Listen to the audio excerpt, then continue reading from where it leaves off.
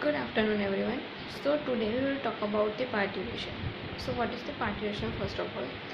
So as we are continuing with the pregnancy into the female reproductive system, we will next. This is the main important part of the pregnancy, that is parturition. Parturition means the expulsion of the fetus from the uh, fetal expulsion or delivery of the fetus from the mother's body. Means when the baby it will when the baby will comes out from the mother's body, this process is known as the parturition. Now it occurs at the end of the pregnancy. So at the end of the third trimester. So at the end of the third trimester, this process will be occur, which is known as the parturition. Now the process by which the delivery of fetus occurs in uh, the process by which the delivery of the fetus occurs, which is known as the labor. So during the whole process, when the baby will start coming out from the mother's body. So this whole process is known as the labor. Now, now it involves the various activities such as the contraction of the uterus, dilatation of the cervix, and the opening of the birth canal. So it involves the three major process or three major activities, which is the contraction of the uterus. Second is dilatation of the cervix, and third is known as the opening of the birth canal. So these three process or these three main activities which will occur during the parturition.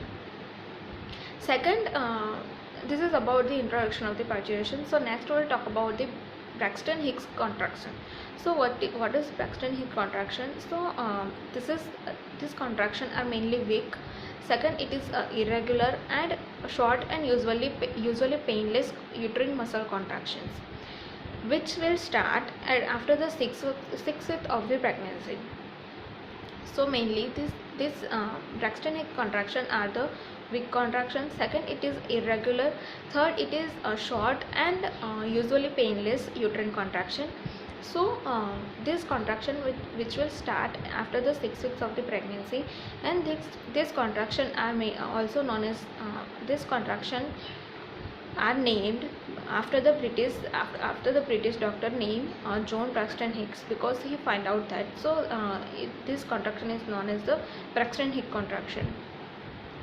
Now it is suggested that this contraction do not induce cervical dilatation but may cause softening of the cervix. So this Braxton Hicks contraction will not it will not continue with the cervix dilatation or something else, but it also cause some amount of the softening of the cervix.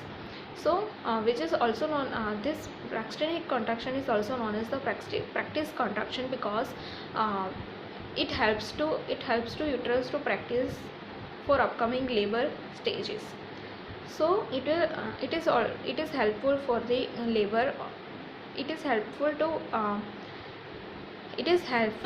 to the uterus for the upcoming labor stage. Now this is not only for practice, but also this contraction will cause some kind of discomfort to the female body during the pregnancy.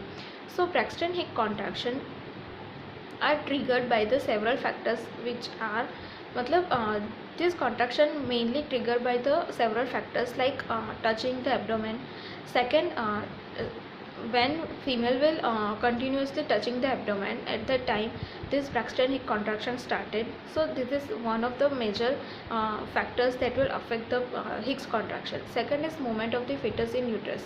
When the uterus will move continuously into the uterus, or the movement of the uterus is very severe or very sharp, so at that time also Braxton Hicks contraction will be start. Third is physical activity. So sometimes female will do the continuous physical activity, like continuous activity or vigorous activity. So at that time also Hicks contraction will be start. Fourth is sexual intercourse. So during the pregnancy time, if the intercourse will be occur, so during that also Hicks contraction will be started. Fifth is dehydration. So during the pregnancy, if the dehydration will be occur, or continuously dehydration will be occur into the female's body. So during that also Hicks contraction will be triggered. So this is about the Braxton Hicks contraction. Next we will talk about the forced labor contraction. So forced labor contraction means while nearing the time of the delivery, so near the time of the labor stage, the Braxton Hicks contraction will become more intense and the more sharp. So which is known as the forced labor contraction.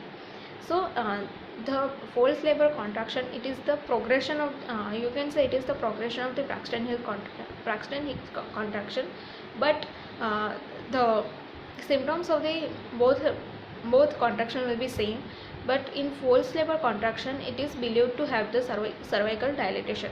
So during the forced labor contraction, as it is start near the delivery or during the labor time, so it is mainly help to dilate the cervix. So this is about the Braxton Hicks contraction and the forced labor contraction. Next we will talk about the stage of parturition. So what are the stages of parturition? So it includes 3 stages. First stage means the strong uterine contraction called labor contraction commences. So first the first stage which of the parturition will be start with the uterine contraction. In this the labor contraction will be started this contraction will be started as a strong uterine muscle contraction. Second, labor contraction arises from the fundus of the uterus and move downwards so that the head of the fetus is pushed against the cervix. So how the contraction will be occur, how the contraction will be start. So labor contraction always will be starting from the fundus of the uterus, as it is starting from the fundus, and it will move downward to the cervix, so that the head of the fetus which will pushed against the cervix. Next, it results in dilatation of the cervix and opening of the birth canal. So what is the how it will helpful for the delivery? So it result into the dilatation of the cervix, and it will also helpful to open the birth canal. The exact cause of the onset of the labor is not known, but this stage is also helpful for the but this stage is extend for the variable periods of the time. So this is about the first stage. Second stage is, in this stage the fetus is delivered out from the uterus through the cervix and vaginal canal. This stage lasts for about 1 hour.